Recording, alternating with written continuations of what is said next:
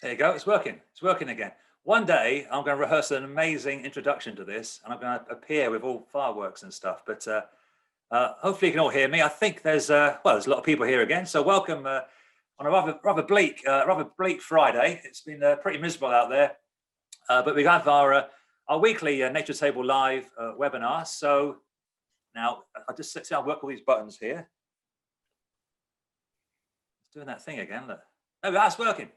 This is so far so good. We're okay. So we have it seems to have about half the Wildlife Trust with me tonight. Obviously it's pretty a pretty boring Friday. So I've got quite a few of my colleagues here. So so James, you out there somewhere?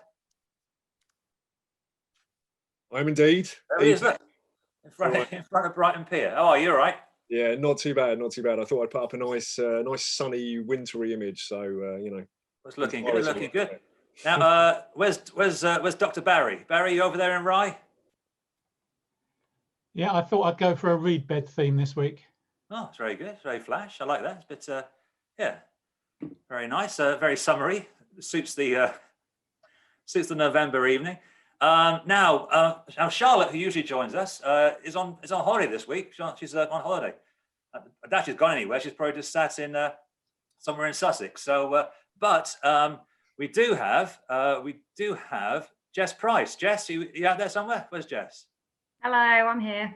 Hi, Jess. Oh, you're right. So Jess was the wild call officer for many years, and she's we have her out of retirement tonight. She's returned, and also Ella. Where's Ella? Is she there? Hi, yeah, I'm here. Hi, Ella. All right.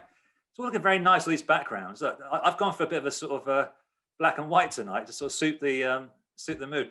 And also, we have a very special guest. We have Mya Bambrick. Mya, you with us? Oh, yeah, I'm here. Lovely. There you are down there. I think we just about. I think I can see 5 people. If you, the folks at home, if you wiggle around your the gallery view thing, I think you may be able to see all of us, or just some of us. Of course, you just want to see me, which is understandable. You can just do that as well. So that's fine too.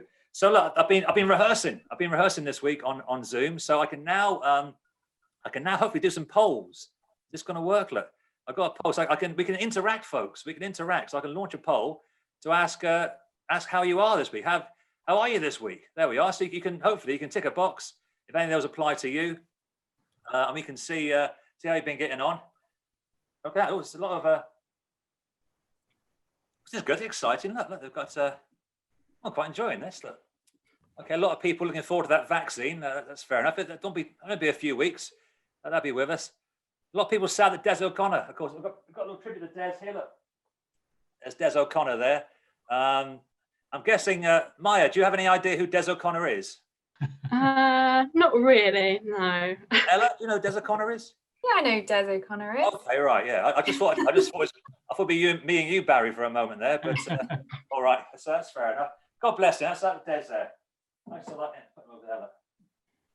Got Barry Yates there as well. There's Barry. Look, there he is. A nice framed picture of Barry.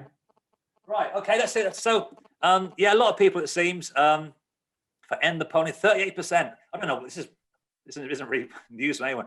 38% looking forward to that vaccine, and 18% of people are very sad that Des O'Connor has passed. That's good. That's good to see. Look at that. Oh, I can share the results. You see that? Look at that. Look. Oh, this is good. I'm getting I'm gonna be good at this, right? It'll probably crash in a minute. Don't worry. Let's look. So let's go here. And now the screen's not moving. So maybe I've. Okay. And also this week, down the bottom there, or maybe it's at the top. I don't know. Over there somewhere, there's a Q&A function. Which now, if I had my way, I'd just turn it off. But I can't work out how to turn it off. Which does mean you can ask some questions. Now I can't guarantee we'll actually have the time to answer them, or we even pay any attention. But you can give it a try, and certainly if you ask any questions, we can perhaps answer them next week, which means you have to come back and watch it again. So there's 2 questions there already. Look, there we go.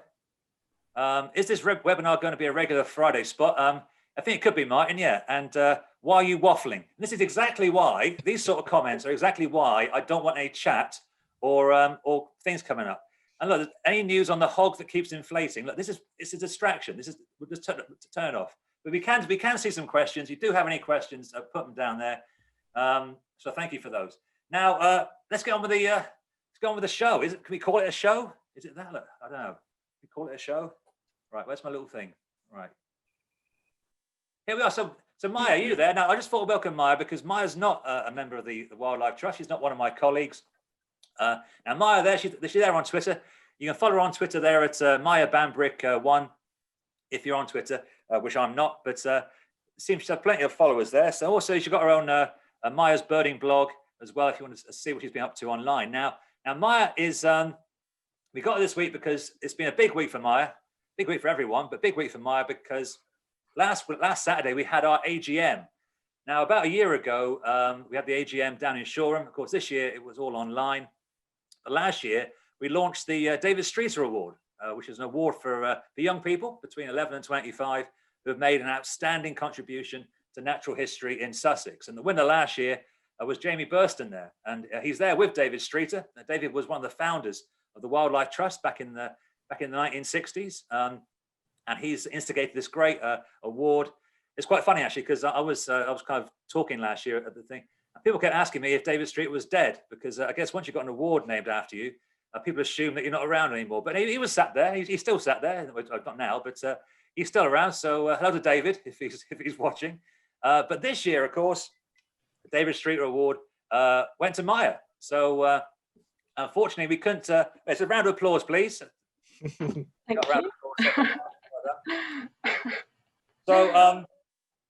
So just perhaps while you're here, Mya, do you want to tell us what amazing things you've been doing to earn you this this amazing award? What sort of things you've been up to?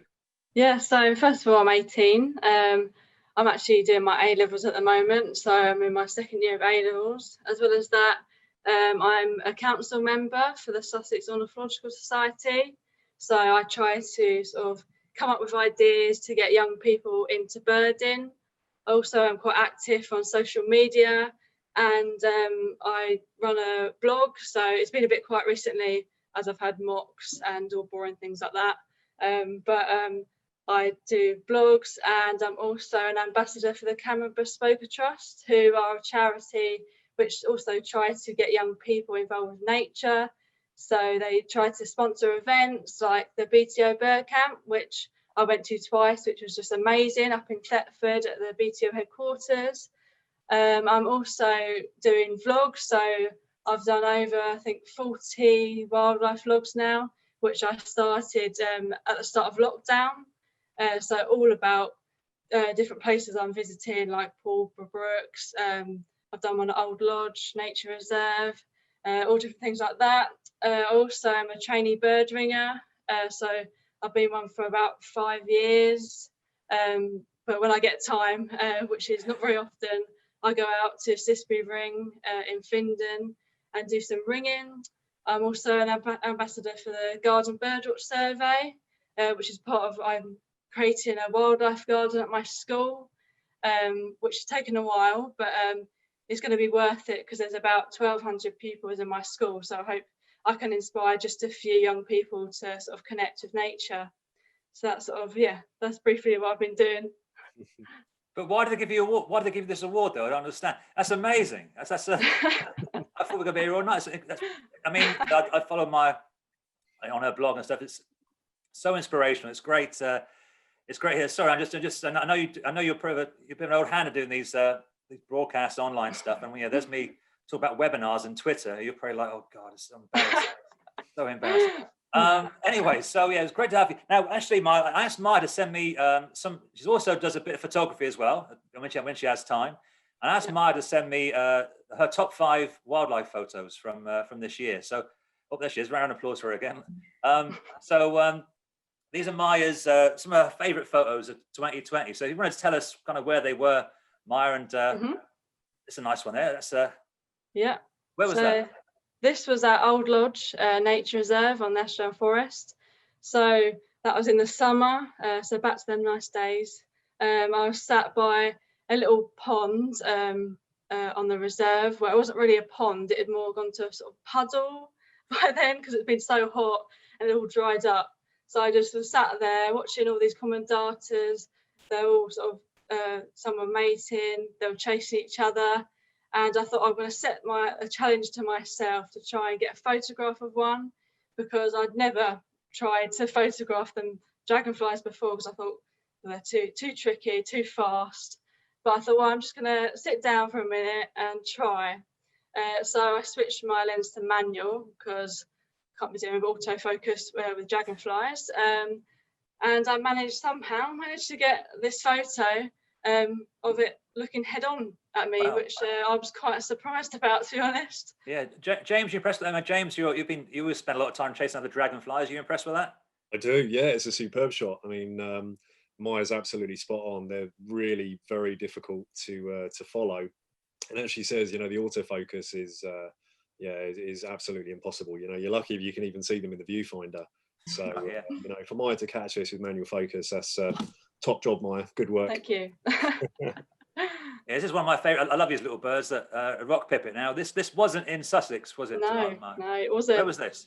So this was down at Portland. So in October, I went down to Portland, stayed there for a couple of nights, and made all the journey, because I went by public transport. So I was staying in Weymouth, and got the bus to Portland, but you have to walk along the coastal path.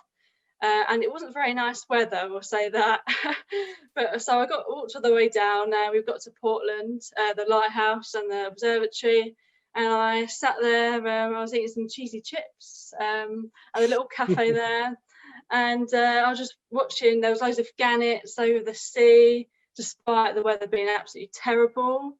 And I saw these little rock pipits, and before I've only seen one briefly, not a very good view of one to get a decent picture. But they were coming under the table. I was sitting on a picnic table eating my chips, and they were coming underneath the table. And I got a video with my phone of one. Ah. So it was pretty easy to get a decent picture of one, as there was quite a few in a small space. So yeah, I managed to get that photo. They're because these pipits, their diet is mostly sort of invertebrates, and cheesy chips, of course, is a big part of their diet. It's Yeah. also got a little ring on it. It's got a ring on its leg there. Have you seen that? Yeah, I did notice that. I did Is that try one of to yours? read it, but All didn't get a sort of a series of photos. So All right. unfortunately, I wasn't able to. So it remained a mystery. This one's nice. Look, Claire, have you seen this? Come see this, Claire. Sorry, I get Claire to see. It's a bit of fungi here. Nice. So where was this one taken, Mya? So this is actually only about 10 minutes down the road from me, Buchan Country Park. So I live in Crawley. It's only 10 minutes down the road. And I sort of, over the last couple of months in the autumn, I've been quite obsessed with looking for fungi. So every time I go for a walk, so my mum and my boyfriend are probably like, what the hell is she doing, just staring at the ground all the time. But I've been obsessed with trying to look for these treasures in the woods, and my favourite has to be the fly agaric. And I don't actually have a macro lens on my camera, but I use the kit lens of my that I came with the body, and I got my phone torch, propped it up and tried to shine some light at it as it was getting dark, and I managed to get that photo. That's lovely. I mean, yeah, it must be. I can imagine how awful it is for your boyfriend and mum to have somebody obsessed with fungi to be walking through the woods with. It's yeah, it's my very heart goes slow. out to you. It's very slow. Yeah. What a perfect specimen, though. It's nice, yeah. Stunning. Yeah, beautiful. Okay. Now this is what's this? What's going on here? So this is actually in my garden. So over the lockdown, I was sat in my garden, which is very small and backs onto a main road.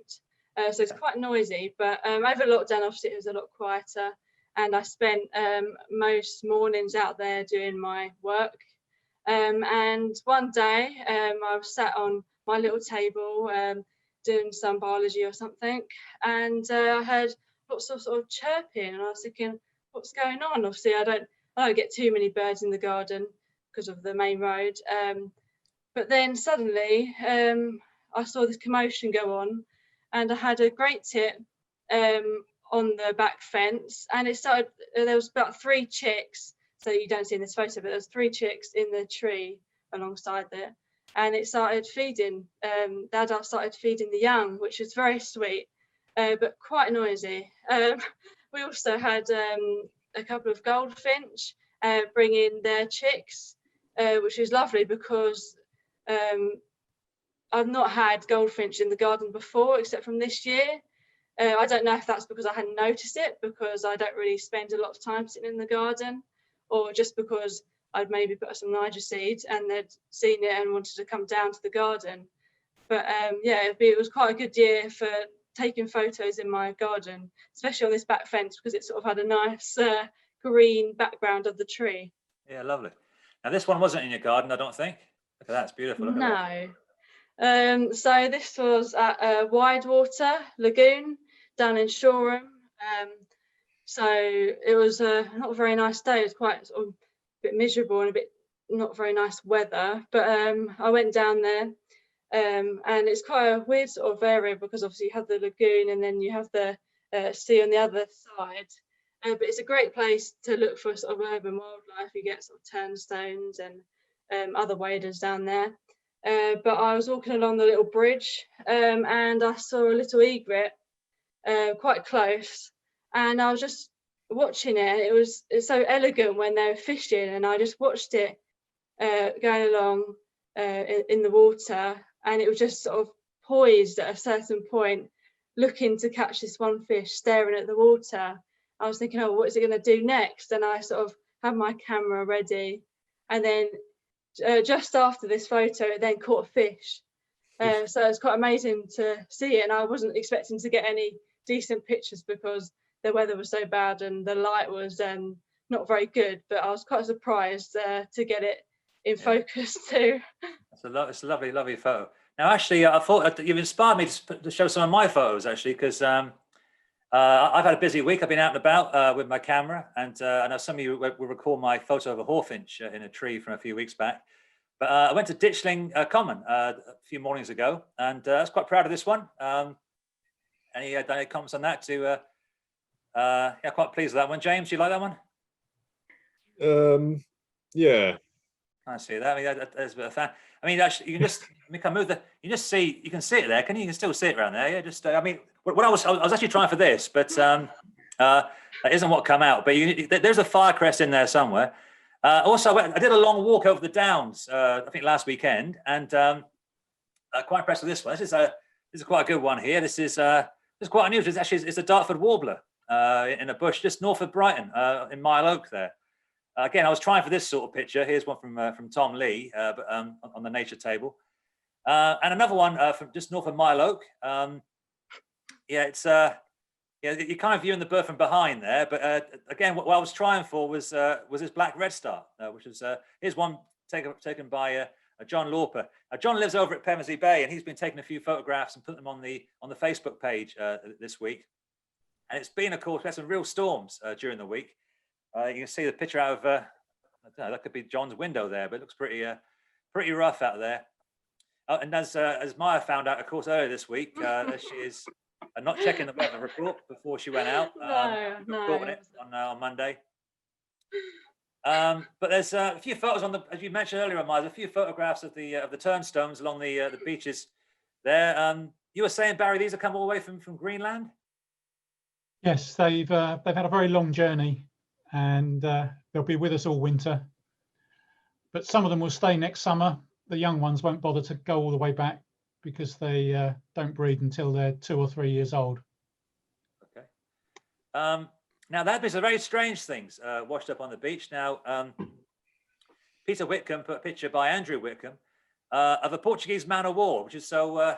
Now it's occurred to me, I know nothing about Portuguese man-of-war. That's why I invited Ella to come and join us today. So Ella, just say what's your role at the Wildlife Trust? What do you do? Oh yeah, I'm a living seas officer for part of the time, and then the rest of my time I'm working on the Wild Coast Sussex project. So basically it's all marine sort of related stuff. Now, all I knew when I was a boy down in Devon, that there was one year where a lot of these Portuguese man-of-war were floating around, and there's the front page of the Evening Herald, Plymouth Evening Herald, and it's like this deadly sort of jellyfish were floating around, but I know nothing about them, so I didn't know if you could say a few words. I've got some photos here if you want to. Yeah, I mean, first of all, they are not jellyfish. A lot of people. All right, I'll keep quiet. Sorry about that. Yeah, I mean, they do sort of look jellyfish-like, and they are related to them, but they aren't. They're actually something called a Sciphonophore, which is a type of colonial animal. So it's actually essentially 4 different polyps that make up one of these Portuguese man of war. So one of them is the float thing that you can see in the picture, which is called a Pneumatophore. And that's how they travel around on the water. They use that and they float. So that's filled with gas. And then they have tentacles. So I think maybe you've got another picture where you can see. I've got a picture. I'm just trying to change. You carry on talking a minute. I'll sort that out. So essentially they can't swim. They have no swimming ability at all. They get caught up in the currents, and that's why they sometimes get washed up on the shore here. I mean, it's quite uncommon to see them in Brighton, in Sussex, this far down the channel, basically. Usually, if we find them in the UK, they're on the west coast because they get caught in westerly winds and brought over here, currents, sorry. And yeah, so even if they're on the beach like this, they're probably dead, but those tentacles have a really nasty sting. So you have stinging cells all the way down those tentacles. So if you do spot one, definitely don't touch it. I mean, I think these last 2 photos, Ella, are from I think Florida or somewhere. So just to point, they aren't on the beach and at Lansing or somewhere. But how? I mean, if I touch one, how bad would it be? I mean, how serious is it? I mean, I've never been stung, but apparently it's excruciating, and in extremely rare cases, they can kill people. Now, this is, I don't want to panic anyone, but it is extremely rare, but it can happen. That's right. So yeah, definitely advisable not to touch them. Even I might give it a try to see how bad it is. I wouldn't mind traveling the world to get stung by a variety of things. It'd be quite interesting, wouldn't it? Yeah. Yeah. I've been trying to be bitten by an adder for about a decade now, and every time I put my finger near their mouth, it'd be a great story to tell on Nature Table Live about the time I got bitten by an adder, but hasn't happened yet. Okay, so they're not jellyfish, so I've learned something. But but it's quite unusual seeing them in Sussex. So I mean, this is quite okay. I think there was 2 washed up on the marina last week. So yeah, there's been quite a few spotted in other places as well along Sussex coast, and I know there've been sort of last week there was quite a lot washed up in Cornwall, which is where you would normally find them if they do wash up in this country. Okay, all right. Big group. Okay, well, thank you for that. Now, speaking of mystery things washed up, I thought I'd surprise Barry and James here, because Ella's got her own question for us. Now, someone sent you a photo, Ella, is that right? They did, yeah. They sent me a photo of this, and I'm not a bird person, so I've got. I mean, first of all, my first thought was maybe a cormorant, but then it's not. I know it's not. So yeah, any help, please. I think it's a red-throated diver. Yeah. Do you agree, James? I do, yeah, absolutely. You can still see some of the coloration on the neck, sort of heading around to the top of the breast. But I mean, the bill is really distinctive and really kind of diagnostic of a diver. At first, actually, it looks like it's got blue legs. I don't know whether that's just my screen. So it's got. I mean, I guess red-throated. It looks. It's a lovely bird, the red-throated diver. We see them here in the winter, and it's quite sad to see it. I mean, I'll just show you what it looks like in summer plumage, and look at it. It's absolutely stunning. Oh, wow. Yes, it's really sad. I mean, do you see them off Rye quite a lot, Barry, in the sea? Yeah, they're out there in the bay now. Upturned bill, and they hold the bill slightly upwards. Okay. And they're the most common of the 3 species of diver that we get here in the winter. I guess maybe those storms in the week may have done him in and threw him on. It's been pretty rough out there. Yeah. Speaking of mystery birds, it's the highlight of the evening, of course. A lot of people have been, 2 people have emailed in to say, "Are you going to do the mystery bird sound?" Now, for those of you, I'm trying to think of a snappy title for this, and so far, mystery bird sounds played badly on a variety of musical instruments is as snappy as I get. So, just for the history of this particular feature of the show, James has done a short film with the what do you call them, Jess? The Brighton. That's it. The Brighton Early Music Festival.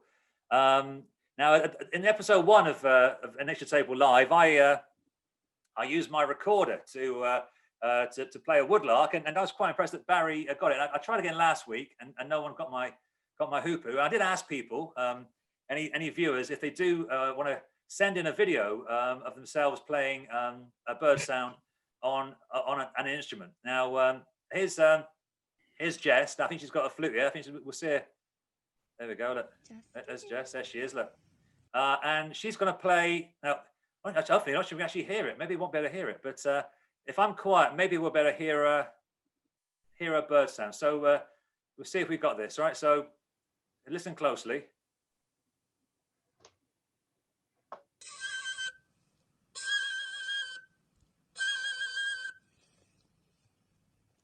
I'll play it again, right? I'll play it again. Please, hopefully you can hear it at home as well. If you're playing at home. Oh, all right, wait, go back. Look, play it again. Hit the wrong button. Here we are. Try this.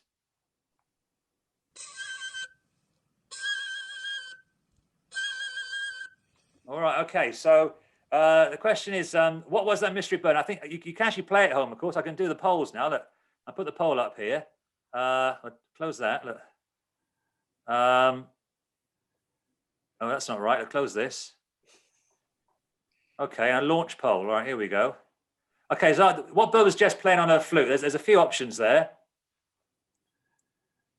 So Barry, any ideas? James? Well, I think I would go with the rattling trill of a waxwing there. Okay, Mya, any ideas what that was? I haven't got a clue. That's fair enough. I mean, it's not. I mean, if it was easy. Like yeah, a lot of people go with waxwing there, the old trill of the waxwing, James. So you could be on something Robin. there. Robin, okay, yeah, that's there as well. What about could it be the bubbling call of a female cuckoo though? That's what I'm wondering. You know what? Actually, that's not bad, James. Actually, maybe that was what Jess was trying to. That's what I'm thinking now. Let's see what the let's see. We end the polling there. We share the results. So waxwing. I think half the people thought it was a waxwing, so that's good. We had somebody who thought it was a bearded vulture. Not entirely sure about that. So right, I'm going to stop. So okay, let's find out what the mystery bird was. Here we go. It's going to work. It was indeed a waxwing. There you go. I can play the call as well. Here we are. Sounds nothing like it. Sounds absolutely nothing like it. But you can see what she was trying to do with the trill there. So I think it's better than your hoopoo, Michael, to be honest. It's better than my hoopoo last week. That's fair enough. No one got the hoopoo last week. But yes, so thank you, Jess. And obviously, convinced, very good. Well done, James, I think. You did very well there. So, yeah, so it was a waxwing. So now you may recall I'll turn it off now. You may recall last week, we launched the waxwing alert because this time of year, waxwings move into Britain.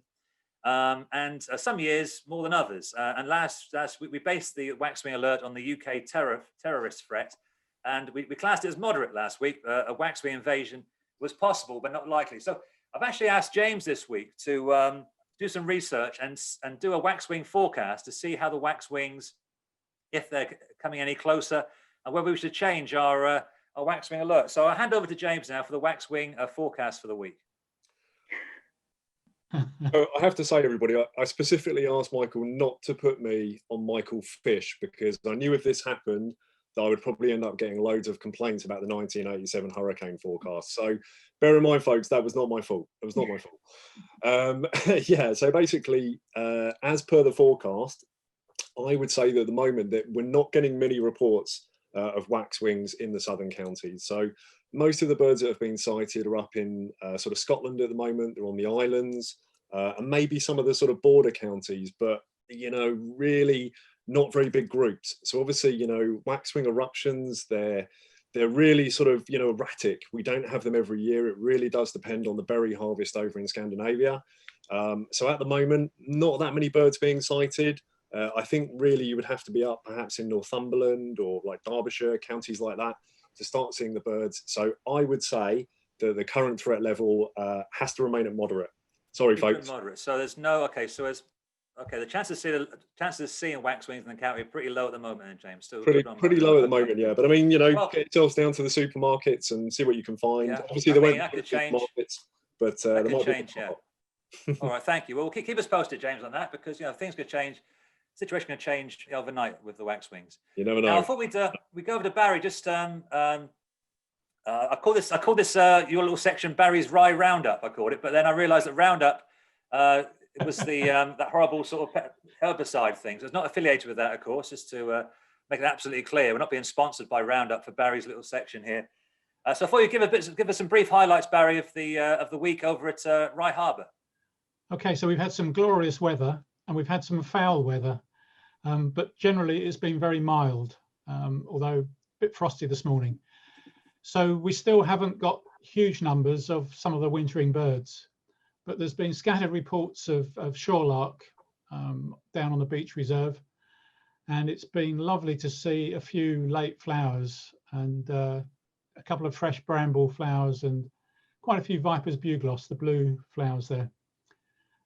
Our golden plovers love wet weather because it means that the earthworms out in all the grazing fields come close to the surface, and the golden plover can get them at night when the worms come close to the surface.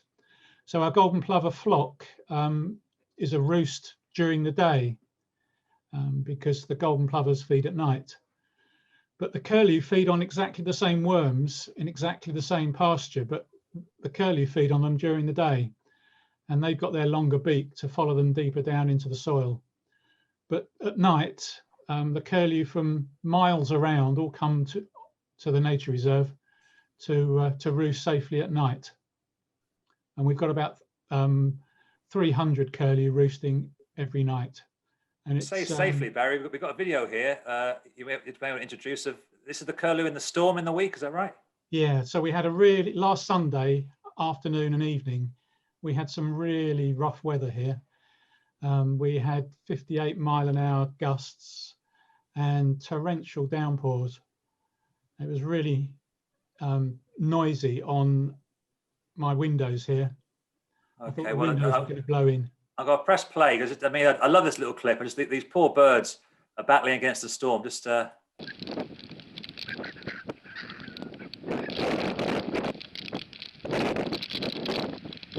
a few redshank in amongst them, the smaller birds. And this was taken on a trail camera that's only a couple of 100 meters from my front door.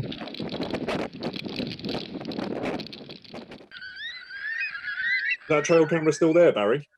Yeah, it's still there. You see the water level had come up by the next morning when calm had descended, and that was the curlew leaving first thing in the morning to go and feed up on worms during the day.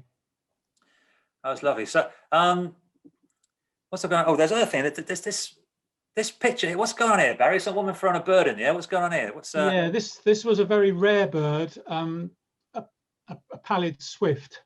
So it's like a swift, but it's pale, and they're very rare to Britain.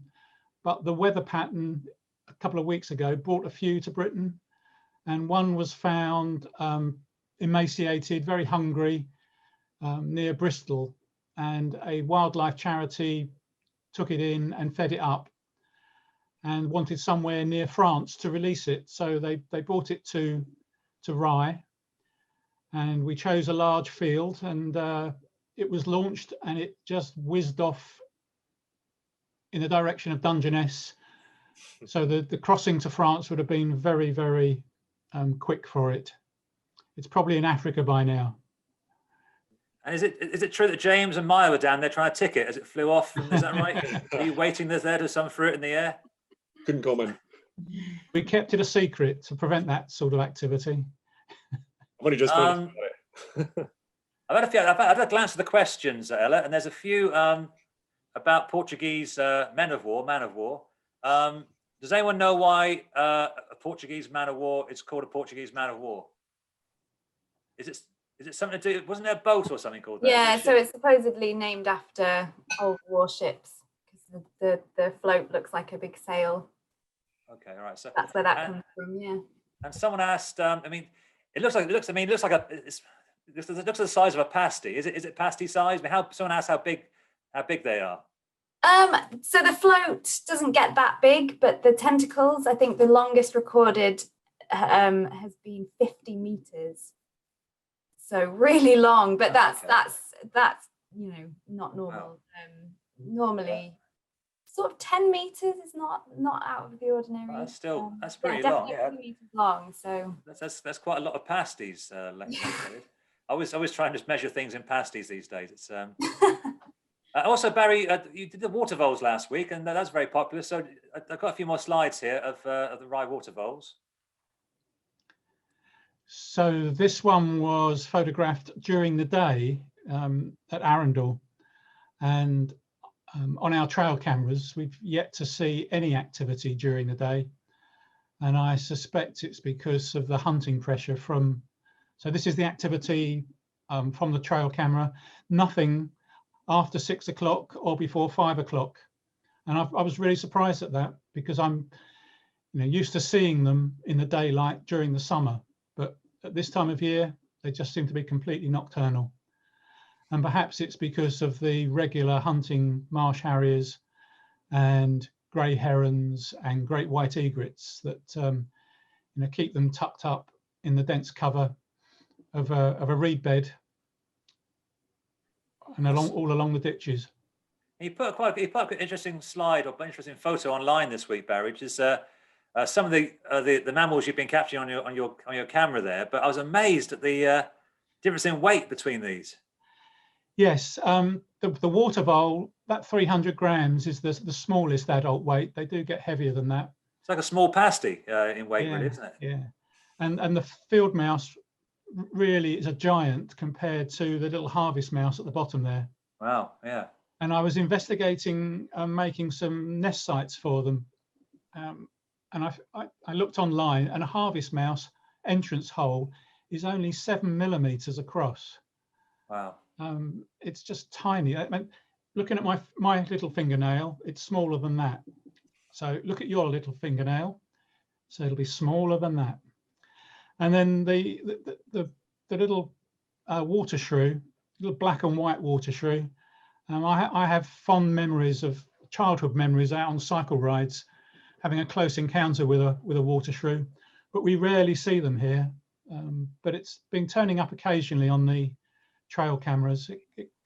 They give an insight into what goes on at night in the wetland. Lovely. Here. Yeah, it's this thing not moving. I can click over there, then it moves. Just to point out, it just there's a bit of a link. There wasn't a promotion there, but we are doing a small mammals talk. Or Laurie Jackson is very kindly going to do a talk for us in a few weeks on small mammals. You can book that online. That's one of our online evening presentations. You can book that when you finish watching this this show here, of course.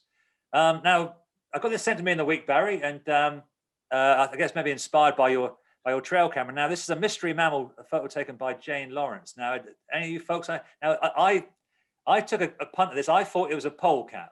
Was my thing. Now it's quite stocky. It's a weird little thing, isn't it? And there's a picture of the two. There's a polecat, and of course that one is the American mink, which it could have been. But I don't know. I thought, looking at the kind of white around the polecat has that sort of bandit's mask sometimes, but it has those white ears. And it just looks a bit chunkier than a mink. Any views from the panel here on this one? It's quite hot, isn't it? Could be a hybrid, like a polecat ferret hybrid, perhaps. Yeah, I was going to say a polecat ferret maybe, or it could be a polecat. It just seems the face is quite dark though, isn't it? Other than around the mouth. Yeah, you don't know how much the sort of the flash of the thing, but I don't know. I think polecats are a bit stockier than mink. I felt, but as you say, they do. Well, I asked Jess to say a few words about polecats. But before you do, Jess, I just thought I'd just welcome you back into your temporary role as wild call officer. So Charlotte is our usual wild call colleague. But so Jess, how many years were you doing this? About 6 years, wasn't it? Yeah, I think so. 6 years. 6 years. 6 years. Look, oh no. There you are. Look at that. There she is back in the day. So it looks like you died or something. You're still with us. But you're in that role for about 6 years, answering people's questions and queries about wildlife in the county. And I was going to ask you to tell the folks about just some of those stories you tell me about, so tell them the one about Simon Cowell first. Okay. So I do actually miss wild call. I really like that job because you never know what's going to be the next phone call. You have to pick up that phone and just be ready for anything. And yeah, a really distinctive one was a lady rang me from Holland and asked me if I knew Simon Cowell. And I said, no, I don't. And then she spent a long time saying that I should know Simon Cowell and that he could help the Wildlife Trust a lot and that he was a really brilliant person and that he did so much for wildlife. And to be honest, I had in the back of my mind that Simon Cowell quite liked animals, I think. So I don't really know. We had quite a long conversation, but I was just so confused. And I was trying to explain what the Sussex Wildlife Trust was about and that I wasn't really sure if Simon Cowell would care that much. But it turns out that we had very crossed wires because there is actually another Simon Cowell who runs a wildlife rescue charity in Surrey. I found it. Look, I found him, Jess. Look, there he is. That's Simon That's Cowell. the guy. So it turns out she was talking about him and not the X Factor Simon Cowell. It's an easy mistake to make. Easy mistake to make. Now, all right. Can you tell everyone my favourite story? Oh, this is my favourite story. So it was quite near the beginning of Wild Call. I was quite nervous. I was never really sure what questions I was going to get and if I'd know the answer. And this really nice old man phoned. He was quite elderly, you could tell on the phone, and he'd said that he'd stepped on a beetle in his garden, and he'd squashed it, he'd killed it, and he felt really bad about that. But he didn't know what it was. He'd never seen anything like it. So I asked him to describe it to me. And he said it was about 2 inches. So I was thinking, oh, right, it's probably a stag beetle then. But then he said it was bright red. And I was just so confused. And I'm not an entomologist, I'm a generalist. And I just couldn't think, what could this beetle be? So in the end, I said, did he want to post it to me? Which is always, you've got to be a bit careful about, because I did get all kinds of things sent to me in the post. I had a rabbit's leg sent to me before. I had poo sent to me before. But I thought, send it to me and we'll see what it is. So eventually it came through, and he put it in a little matchbox, and I've got it here, what he sent me. I've kept it ever since, and it was this beetle here. So I don't know if you can see that very well. It is a beetle, but obviously it's plastic and a toy, and I think his eyesight just wasn't that good. Love this story. So I rang him back. His eyes, look. Frankly, he hadn't killed it, and it was very nice. But I still have it. I keep it on my desk, and I brought it home with me for my home working situation currently. So that's a good story as well. That's the sweetest story. Look at that thing's eyes. Look, I just feel the poor guy stood in it. He got really upset because he stood in it. It wasn't moving, and it turns out actually his garden backed onto a school. So I think it was one of the kids' toys flown over the fence at some point. So I think that's where it came from. So we're chatting about polecats before this. Jess, chatting about polecats.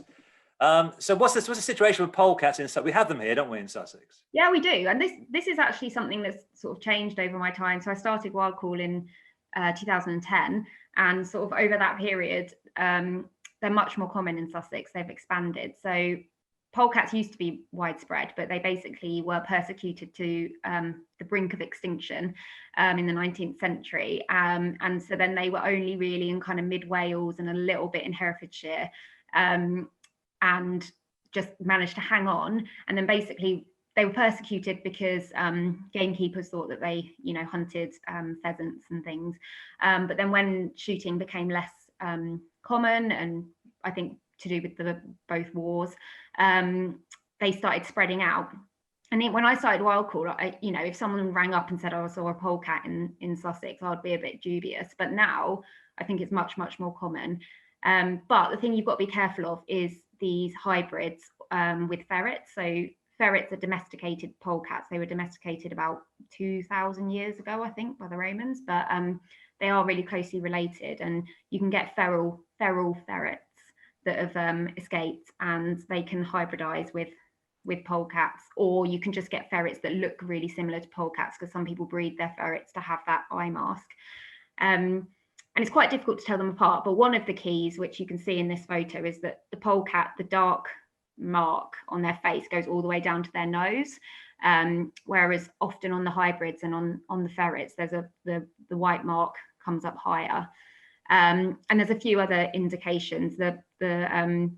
The line, the bandit mask, is usually not so defined in ferrets. And also ferrets will often have one white paw or a few white paws, whereas polecats, their feet are completely dark.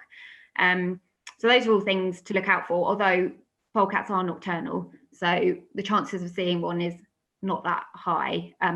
Most times people see them as running across the road at night when you're driving, or unfortunately when they've been hit by a car, which is where more of the sightings come from. Yeah, I've seen one live polecat ferret thing, and that was actually a Woods Mill. And where are you, Mya? You're up at Crawley, Mya, aren't you? Crawley, yeah. Yeah, well, I actually used to work at a British Wildlife Centre, so oh, right, okay. I see a lot of the polecats, and I think that was taken there. I recognise the log. All right. It was actually, yeah. I stole it from our photo library. I think Darren's taken some photos of the. So you probably surprised you weren't in the background or something. But they're very showy there. Yeah, I've seen. I think near Crawley, I've seen a ferret in the road, a pure white ferret.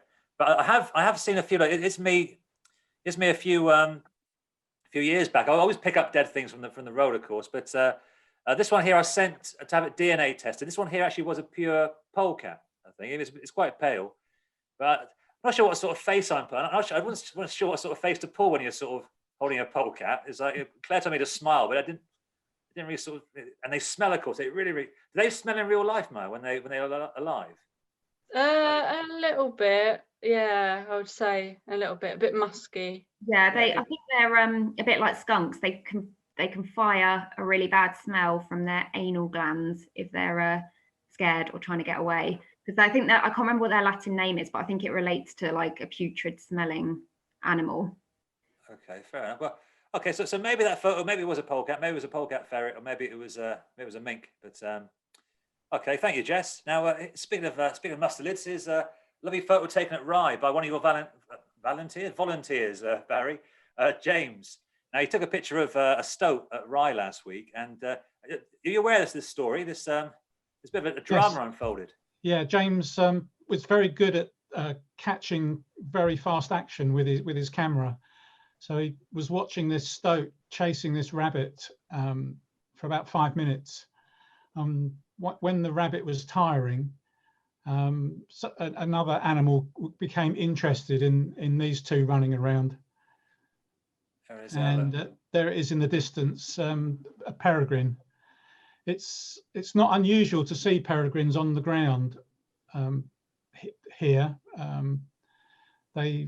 With the ridges, they can sit on top of a ridge and have a good view. And James thought the peregrine was looking very interested in the rabbit and wondered whether a peregrine would take the rabbit, but it never happened. Both the rabbit and the stoat and the peregrine all lived to fight another day. There's another photo by James here. This is quite interesting too. You mentioned about the different sizes between the male and female here, Barry. Yeah, so the female is the lower one, the much larger one. And one of the thoughts is that by them being different sizes, they specialize on taking different sized birds. We often find the kills of peregrines, and they'll take black-headed gulls. And then another favorite prey is the golden plover. So they are often frightening the other birds, and that is what makes the spectacular flights of the large flocks of plovers and lapwing and the ducks. So peregrines are quite a recent addition to the regular birds here, and they've been nesting for 2 or 3 years. Lovely. And I thought let's look at everyone's some photos this week of everyone's favourite garden bird, of course. What's your favourite garden bird, Mya? What's your favourite garden bird? That's a good question. Goldfinch, I'd probably say.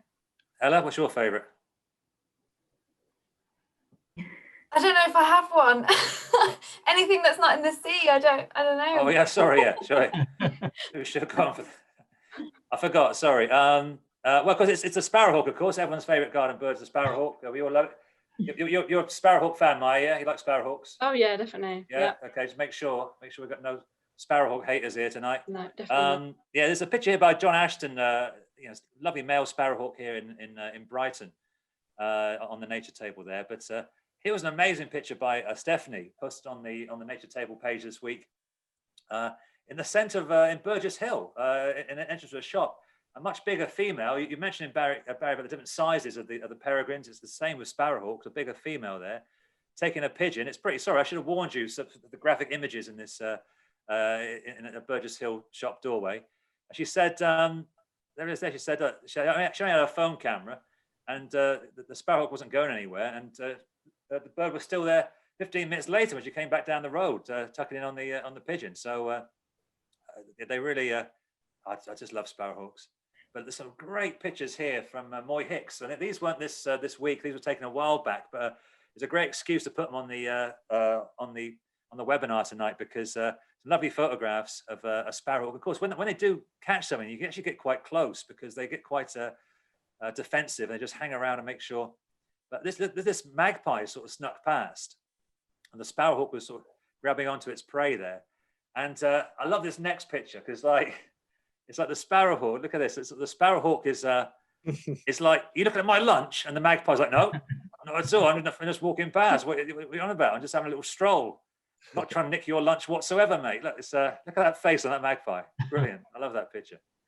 So that's great. And now, unfortunately, we're going to talk about some pictures on the thing of everyone's least favourite garden birds. These horrible little things, which you get in your gardens every now and again.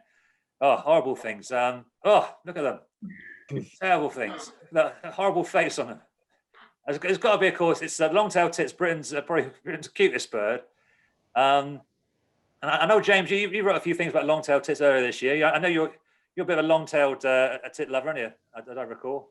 Oh yeah, I mean, this is everybody's favourite fluffy flying lollipop, isn't it? Look at it. Oh, it's great. Yeah, great little birds. So I mean, they're just so spherical as well. Like, I mean, is there a more spherical bird? I mean, that's probably not as good a photo to represent that, but you know, they really are so tiny. I mean, this is a bird that, you know, is going to be heavily outweighed by a £1 coin. And it's interesting because, you know, it would seem that they're really closely related to our kind of great tits and blue tits, but actually they're genetically, they share more with the kind of babblers of Asia and Africa than they do with our own tit species.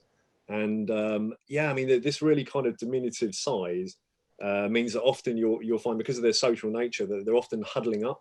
So there's been a lot of videos floating around over recent years of, you know, sort of images of entire sort of long-tailed tit flocks basically all huddled together to keep warm. And that's really important for them, because, you know, the size does mean that they're very, very susceptible, you know, to cold winters as well.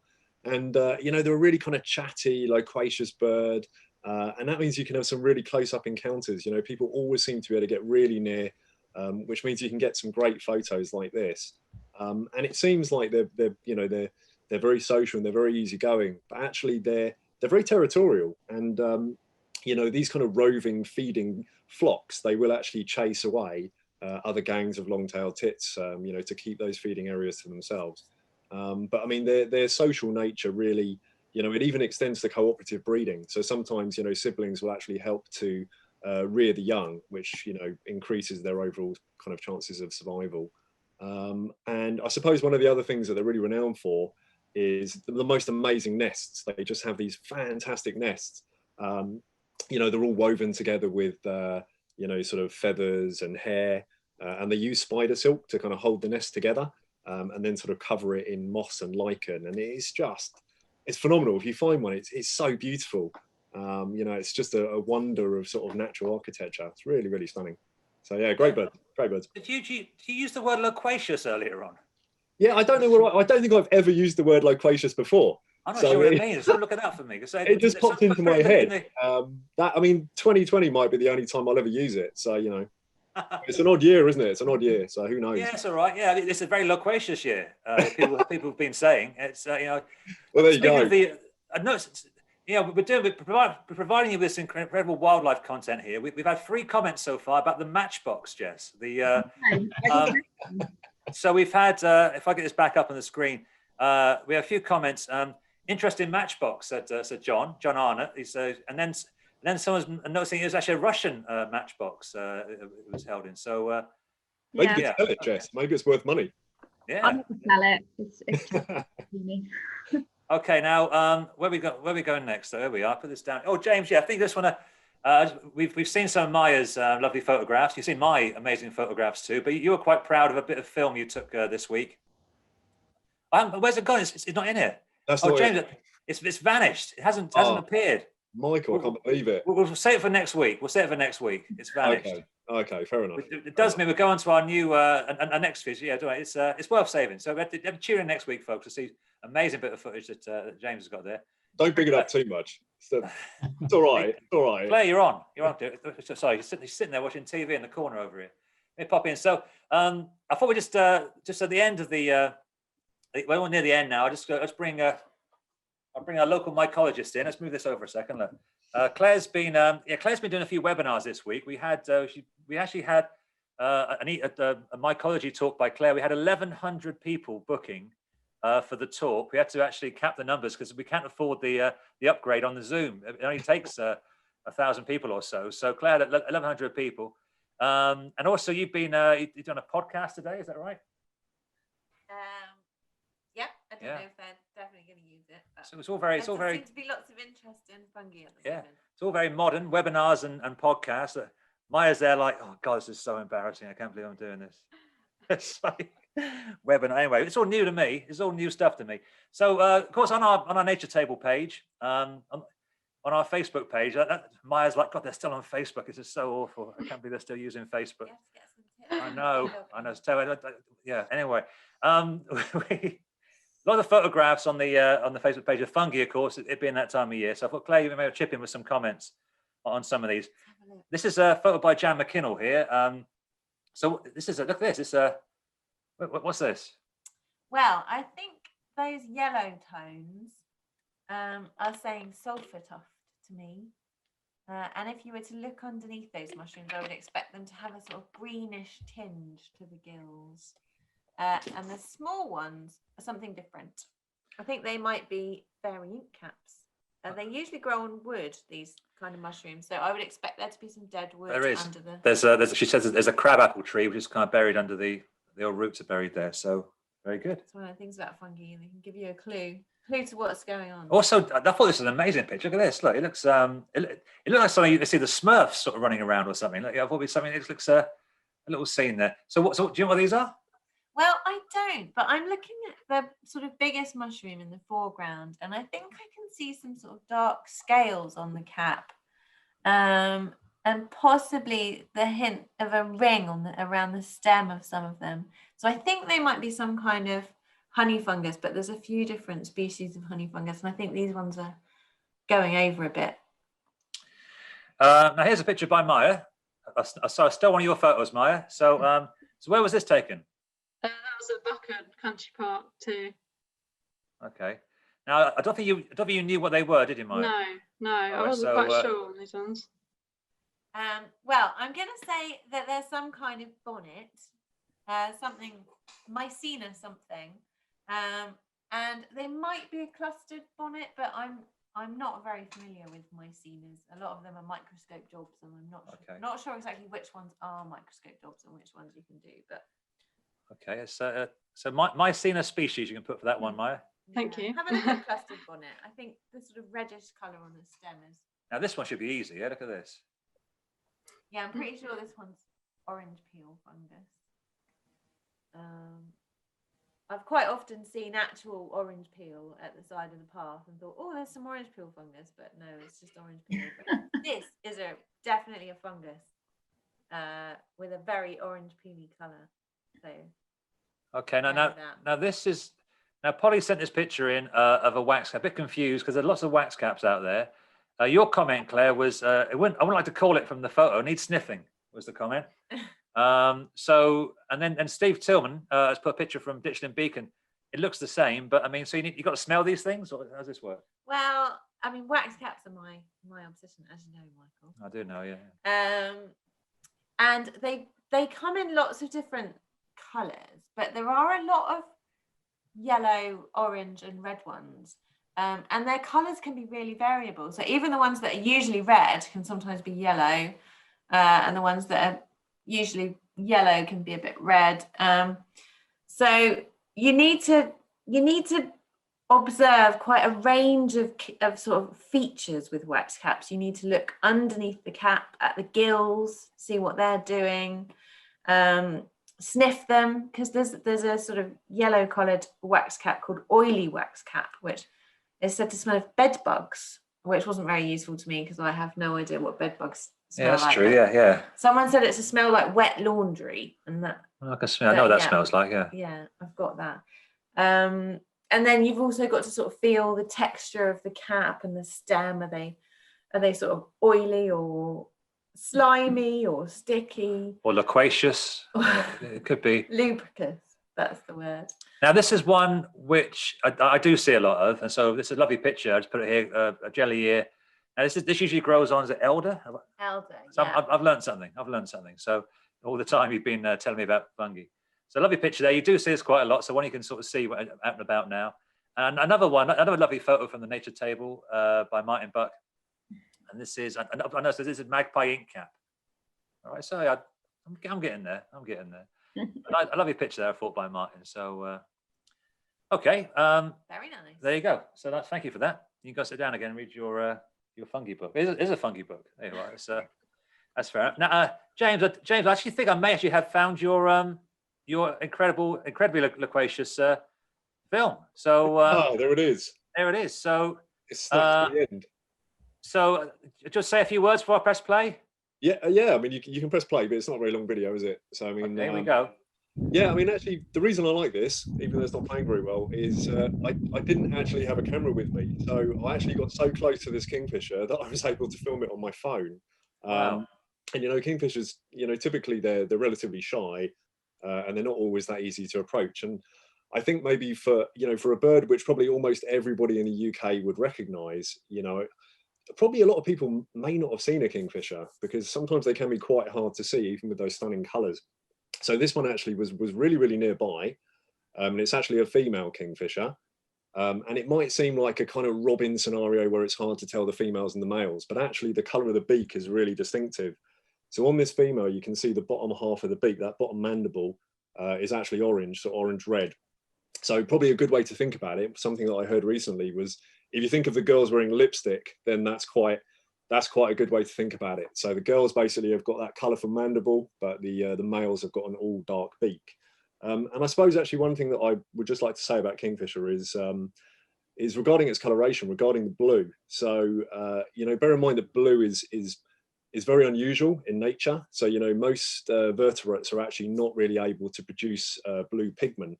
So although we see it as blue, the blue in kingfisher is actually created by the light interfering with the feathers, and it's something called structural coloration as opposed to kind of pigmental coloration. And actually, if you plucked a kingfisher, don't do this, but if you did, you would actually find that the blue feathers are actually brown, and each feather on their own, or each feather on its own, sorry, is actually not that amazing. So it's only when you put all the feathers together that you see how the kind of light interferes with the feathers and how it creates this amazing color. So yeah, so that's pretty cool, amazing. It's great, got so close because so there's you've ever got a photograph of one of these, Mya? Yeah, I've got a few, but they're always so tricky to photograph because they don't hang around long. They never hang So a around. fleeting glimpse. I think this was about 6 meters away. Actually, I would say I probably got really close, really close. The one thing that a lot of people don't realise is just how small a kingfisher is.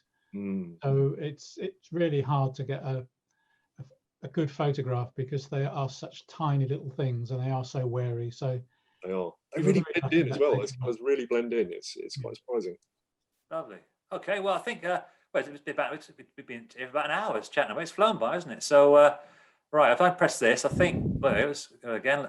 So just I'll end with a cliffhanger. I'm going with a cliffhanger this week because on the Nature Table only this afternoon. Tony Cook, who lives up near Horsham, he said he was sat at home avoiding the rain this afternoon. There's a loud thud on the upstairs window, and usually this is a result of a wood pigeon who's snapped against the window. And they usually pick themselves up and recover. But something different had flown into his window today. Something really interesting, and unfortunately, it died. It died on the thing. And when he put the post put the photo of it on the he put a photo of it on the Nature Table page, I was straight there saying, "Can I have it for the show?" So I met Tony a couple of hours ago, and I have it in this bag. Claire, come see this. Look at this. It's in this bag. But the thing is, we haven't got much time today, so I won't take it out of the bag. Look at that. Look. So I won't take it out of the bag, but perhaps I'll put them in the freezer with the hawfinch, and it's big. Yeah, I know. There isn't much space in the freezer. I have to get rid of some of those pies and some of those pasties and put this in. Much bigger than a pasty. So we'll put it in the freezer, and this will be. I'll open this bag next week, so you have to tune in next week. End on a bit of a cliffhanger there. So it's good now. Good. I'm getting expert doing this. So thank you all for listening. There's been quite a few people join us tonight, so good to see you. I hope you're all okay. Thank you for listening. We've got plenty of online events coming up. There's loads more that James and I are just sorting out this week for December. I know Barry's got some things planned as well. He's going to join us, but we'll be back next Friday. So it's going to be next Friday again next week. It seems to work okay for us. We'll do Friday, and then Laurie's got a small mammal talk. Now both of these you can book online and register online. They're all free, of course. And if you've enjoyed this evening's talk, please consider making a donation and supporting the work of the Wildlife Trust, or even perhaps joining the Wildlife Trust if you're not a member. We'd love to have you on board. Now, if I'm clever, hopefully I've done this properly. When I press stop in a minute, you'll be magically taken to a page where if you wanted to make a small donation, only a few pounds, that would make a lot of difference to us. You can make a donation there or join if you'd like to. My mother-in-law last week, when I put this page up, actually thought you had to click on the actual page. She was pressing the screen last week. Don't do that yet. That isn't how computers work. So if I press stop in a minute, hopefully you'll be magically taken to the donation page. And if you could spare a few pounds, that'd be much well appreciated. So thanks very much for that. And if it all goes wrong, you don't get taken to our donation page, and we have links there for all the talks coming up. You can find all the talks by going to the Wildlife Trust main website, sussexwildlifetrust.org.uk. If you scroll down, find the hare with the antennae ears. That's our SWT TV page. So click on that, and then you can find out more about what's going on and what we've got coming in the next few weeks. So have a good week, folks. It's going to get. I think hopefully most of the rain's gone through. I think the weekend's going to be a bit drier, so hopefully you can get out and see some great wildlife in the county over the weekend. So I'm going to thank you to Mya and Ella and Jess. Thank you for coming along, and thank you to Barry and James and to you, Claire, and to my mystery guest in the bag here. And I wish you. What was the word again, James? Loquacious. See, I told you I'd already forgotten it. I wish you all a most loquacious. I don't know what it means. It's probably something horrible. I wish you all a most loquacious week, and we'll see you next Friday. So take care, folks. See you soon. Bye. Bye, everybody.